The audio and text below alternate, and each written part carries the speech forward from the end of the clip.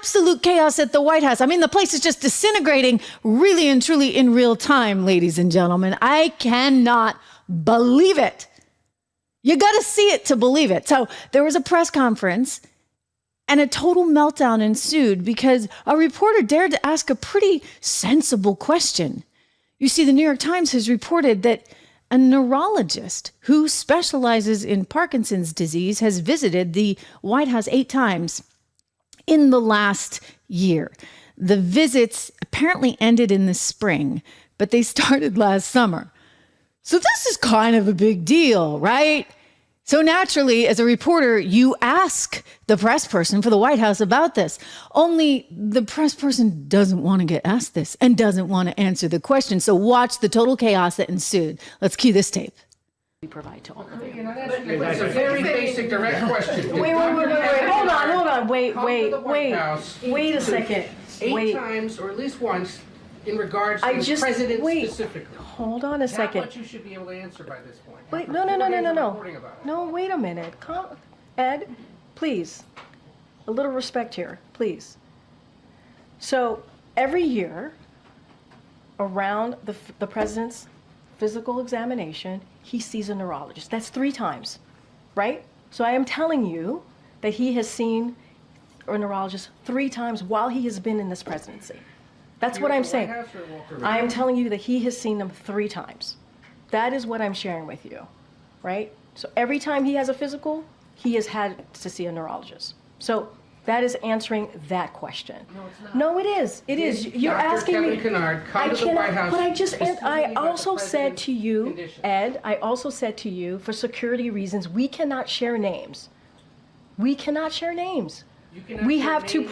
Others he would have met with. You can share names in regards to if someone came here in regards to the president. We cannot share names of specialists broadly, from a dermatologist to a neurologist. We cannot share names. There are security reasons. We have to protect.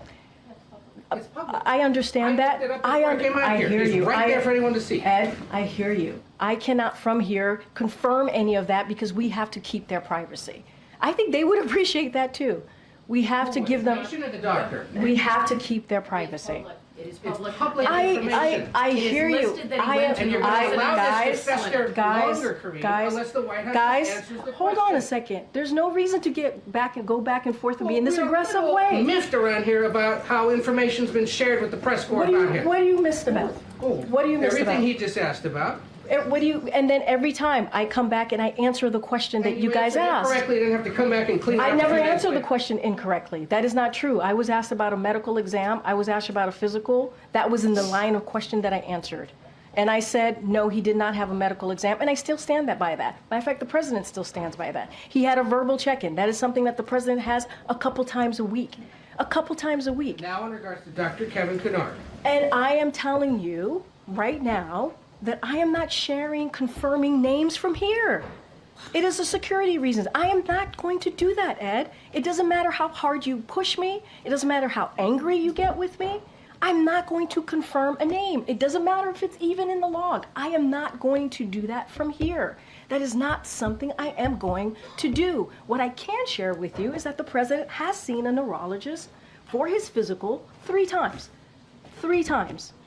And it is in the reporting that we share a comprehensive reporting. Matter of fact, it's more than what the last guy shared, and it is in line with what George W. Bush did. It's in line with what Obama did. And so it is comprehensive. It is out there. I just read a quote from it, but I am not going to devolve somebody's name or confirm someone. I'm not going to do that. That is as privacy for that person. I'm not going to do that. It doesn't matter how hard you push me. It doesn't matter how angry you get. I mean, you get the picture. They're stonewalling. I mean, it's a matter of public record now. The guy came into the White House 8 times. She's only going to tell you that he met with President Biden 3 times. But why the heck was he at the White House 8 times? And why can't she even admit it when it's actually part of public record? Something's going on here. They're trying to divert and distract. Wait till we get to the big boy stuff. That's coming up.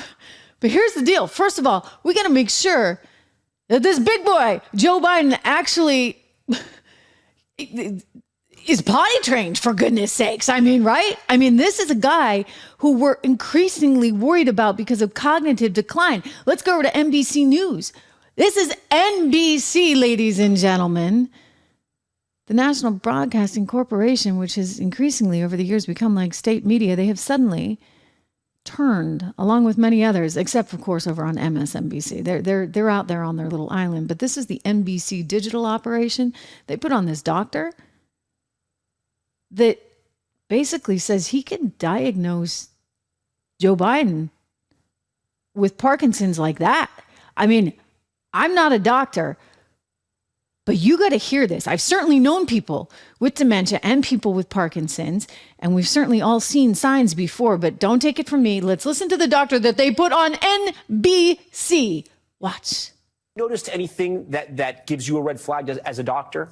Oh, yeah, I see him 20 times a day in clinic. I mean, it's ironic because he has just such classic features of neurodegeneration. I mean, word finding difficulties, and that's not, oh, I couldn't find the word. That's from degeneration of the word retrieval area. He's also overcome stuttering, though. Could that be part of that, too? No, this is not a palatal issue or a speech discrepancy, which is very different from a lemino dysfunction, actual word retrieval, where you pick a similar question or talk around the issue, plus the rigidity, monotone voice. Wait, go back to that, the rigidity. What do you mean? Rigidity, loss of arm swing, standing up lordically. You notice when he turns, it's kind of end block turning. It's not a quick turn. So that's one of the hallmarks of Parkinsonism is rigidity and bradykinesia, slow movement. And he has that hallmark, especially with the low voice that said was a cold, hypophonia. A small monotone voice like this over time is a hallmark of Parkinsonism. I could have diagnosed him from across the mall. Here are some of the symptoms from Parkinson's. We just had him up there on the screen. If we can put him back. What about the movement? Some people have pointed out the way he walks. Sometimes it's not very fast, small steps. Is that something that is common in people who are battling a disease like Parkinson's? Yeah, it's a hallmark. Shuffling gait, we call that, so little steps. Loss of arm swing from the rigidity. When we walk, we have a nice cadence. You notice he doesn't really swing his arms. And end block turning, meaning he kind of pivots around his foot. If you said, hey, President Biden, he wouldn't go like this. So, yeah. But I also know, and tell me if I'm wrong here, it's very hard to diagnose Parkinson's, isn't it? It's not simple. I mean, I've heard that it can be. It's one of the easier movement disorders to diagnose, actually. Right, but it's so clinic. There's very little others. And I'm a Democrat. I always say about this. Right. It's just like, this guy is not a hard case. But I've had relatives who have gone through neurological issues, and I've heard that sometimes Parkinson's is not very easy to nail. You have to take a lot of tests. It's early on. If you're just presented with like hallucinations, that could be a variety of things, or just the cognitive problems. That could be Alzheimer's versus Parkinsonism, and that becomes a little nebulous. But once you start manifesting the hallmark motor symptoms, right, slow movement, rigidity, mass facies, hypophonia. I mean, if a med student did not pick Parkinson's on the test, they'd be remediated. So let me ask you, you're a Democrat, you're a doctor. You sound like you're frustrated with what the White House is saying. Yeah. Why? Well, because, I'm an American before everything. And I look at it and say, when I used to see Russia, Soviet Union, North Korea, when they just make outrageous things, like when North Korea can't keep the lights on and they say, oh, it was some faulty power thing. I kind of hate that kind of stuff. They had 4 years. My own party had 4 years to find, this was a wreck in slow motion. And they had 4 years to find out of 350 Americans, one person that could take the place. And here we are the day before school trying to do the homework and replace a guy who's got a neurodegenerative disease. Dr. Gosh, he's so right on that, right? We've been saying for years, it's a mess.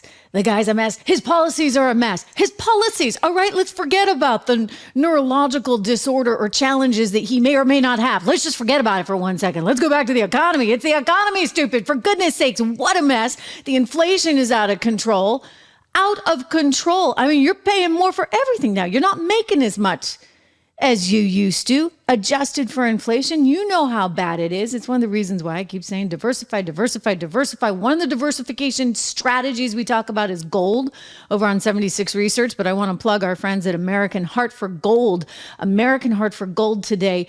This is the gold company that I trust and I look at for my gold investing. 1-844-495-1115. You can text Trish to 65532 or go to trishlovesgold.com. Text Text Trish, Trish, my name to 65532, because you know what? You're going to get up to, with their special offer, depending on what you do there, up to $15,000 in free silver. So that's a heck of a deal, right? And silver's been going up too lately. It's kind of a little bit of a proxy, a little more volatile, if you would, than gold, but nonetheless, definitely worth looking at in this environment. Up to $15,000 in free silver. Just text Trish to 65532, or go to trishlovesgold.com and use my code word Trish. Wow. I mean, that doctor, gosh almighty, he really feels like he's onto something. And he's saying this from the viewpoint, I think, of just being an American. Like, look, party stuff aside, economic stuff aside, although I can't really ever put that aside. Sorry. Like, policy is way too important to me. Let me just put party stuff aside, because you know what? JFK cut taxes, right? Like, anybody can have good economic policy. Let's not make it a partisan thing. Let's just assume that you want to do the right thing for the country. This president has not done the right thing for the country. Absolutely not. His policy, his administration has been a disaster from Afghanistan on, okay? From Afghanistan to the border to inflation. So the funny thing here is they don't even get that. They're so delusional there at the White House. They're not going to tell you if the neurologist came or went. And they're not going to actually tell you what's really going on in the economy, or whether or not this president's policies have been a failure. And the media, they're in on that one too. I'm sorry, but they just are. I mean, granted, they had their big, great awakening recently with the debate night, realizing that, Joe Biden's not what he once was, and realizing that they were going to lose this election big time, like by a landslide, unless they made a change. And so you see the media starting to change, and yet they're not really willing to give up on these asinine policies that have landed us where we are. Case in point, take a look at the AP headline today. This was like clickbait if I ever saw it. Take a look at this one. Biden says he won't step aside, but if he does, here's why Harris is the favorite to replace him. So I read this headline at first, which crossed on my phone, because, I read it all, everything, right, left, center, and everything in between. So anyway, I get this headline and I'm like, wait a second. Biden's advocating that if he steps aside, he's not going to step aside, but if he did, it would be Kamala? Well, no. The writers, who don't seem to have columnists next to their names, the writers are actually writing this as though it's fact. Harris is definitely the favorite to replace Joe Biden. They write, President Joe Biden insists that only the Lord Almighty can convince him to quit the presidential race. But should he change his mind, Vice President Kamala Harris is by far the best positioned to replace him. Oh boy, oh boy. And so then the article goes on and on to tell us that, in fact, these are all the reasons why. And it's because of the record. I'm sorry, that's no record to write home about, ladies and gentlemen. If I were you, I'd be run really, really far from the Biden administration. By the way, just take a look at the polls. This woman polls even worse than Joey Boy.